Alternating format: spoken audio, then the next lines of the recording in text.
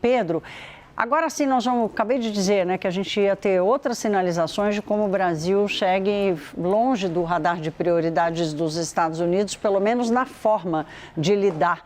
Agora vamos tratar da relação do governo americano com o Brasil por causa das terras raras, esse tesouro que o Brasil tem e que vai precisar transformar em riqueza, né?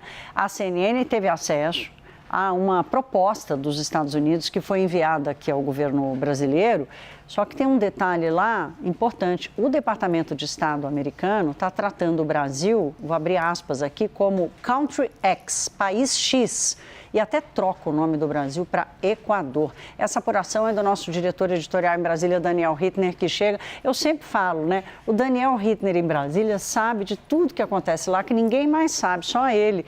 Boa noite, meu querido, bem-vindo. Conte para nós, por que somos o Country X, o País X?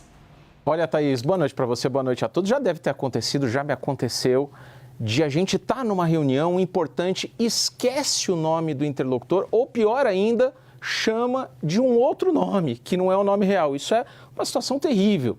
É mais ou menos isso que aconteceu com um documento oficial, como você disse, enviado pelo Departamento de Estado ao governo brasileiro. Se trata de um documento oficial que eu vi com os meus próprios olhos, acabei não podendo pegar, mas vi com os meus próprios olhos, e que cria uma situação embaraçosa. É até engraçado, mas é terrivelmente embaraçoso do ponto de vista diplomático, porque havia ali um interesse dos Estados Unidos em ter acordos de terras raras e minerais críticos com uma série de países. Isso é natural, os Estados Unidos dependem de terras raras para indústria de defesa, painéis fotovoltaicos, indústria eólica, isso é super importante. A China é a maior detentora de reservas e produtora de ímãs permanentes que são feitos a partir de terras raras. Então, por isso, o interesse no Brasil. Esse é um dos focos importantes da Casa Branca na negociação com o Brasil.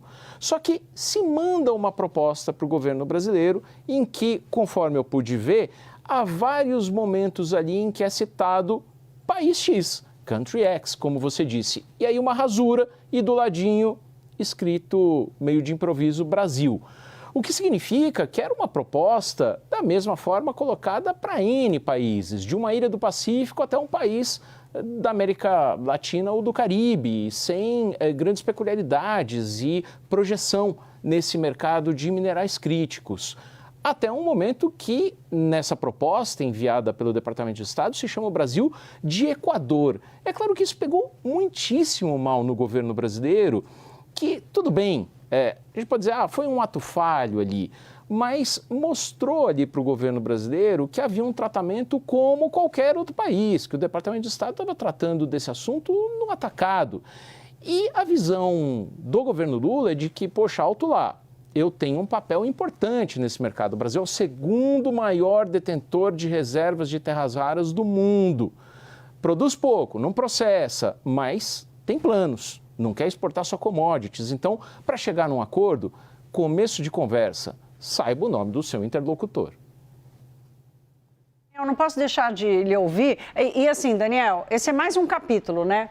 Vamos combinar aqui que a gente vai acompanhar outros capítulos desse debate na expectativa de alguém consiga mediar uma conversa de bom senso. Agora, eu não posso deixar de te ouvir rapidamente sobre essa proposta de Flávio Bolsonaro, nessa carta que ele enviou ao Departamento de Comércio dos Estados Unidos, dizendo que era para o Brasil abandonar o Mercosul. Nós já vimos esse filme antes, né? Já com Paulo Guedes, o posto Ipiranga do governo de Jair Bolsonaro era um ardente defensor da saída do Brasil do Mercosul. Mas era uma conjuntura diferente. Naquela época, a Argentina era governada pelo peronista Alberto Fernandes e a Argentina tem uma tradição bem mais protecionista do que o já protecionista Brasil. Ambos os países convergem nesse protecionismo, mas para um governo de caráter de corte mais liberal, como era o de Jair Bolsonaro, lidar com uma Argentina protecionista de Alberto Fernandes era difícil. Agora, Javier Milei tem uma outra pegada, uma pegada de também se abrir muito e de também baixar tarifas, o que em um eventual governo Flávio Bolsonaro colocaria esses países em relativa convergência, diferente do que aconteceu entre 2019 e 2022. Não, e não é só a mudança ideológica, vamos dizer assim, no governo da Argentina, é a mudança global, né, planetária, que o comércio inteiro viveu, e esse debate já não cabe mais, está um pouco atrasado. Daniel, obrigada, meu querido, boa noite para você.